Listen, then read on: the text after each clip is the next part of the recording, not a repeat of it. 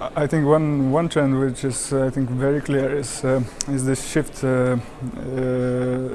that drew the economy. You could say earlier it was quite often that the big companies was established in the city and they attracted new workers and etc. And even like new cities were built specifically for certain companies. Now I think it's vice versa. Cities attract people and workers, and then companies are moving to the cities where they have enough of work power, and of course work power is not choosing the city anymore by employee, but often choosing by a good living standards. And that incorporates many aspects. Of course, like a nice city with vibrant public life and etc. But also like very down-to-earth aspects as quality for the kindergartens, quality for the schools, public transport, opportunities to exercise, to bike, and etc. and etc. Yeah, well, this shift was partly involuntarily made because in the beginning of 90s, in the 80s, there was an oil crisis and many big industries just bankrupted, and some moved to China where is the cheaper work power and etc.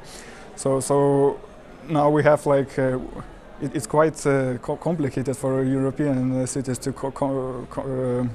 in this fight with China, for instance.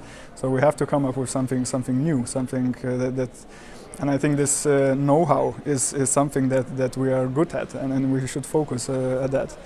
And I wish that even for Lithuanian cities, and I think many of those are already discovering this potential. Oh, I think there are really many, because we have like very similar size, we have similar culture, we have similar geographic context, climatic context as well, and these are like really many advantages.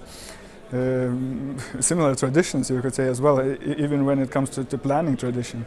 Now of course it's not, maybe I won't be very popular saying that in Soviet time it was like very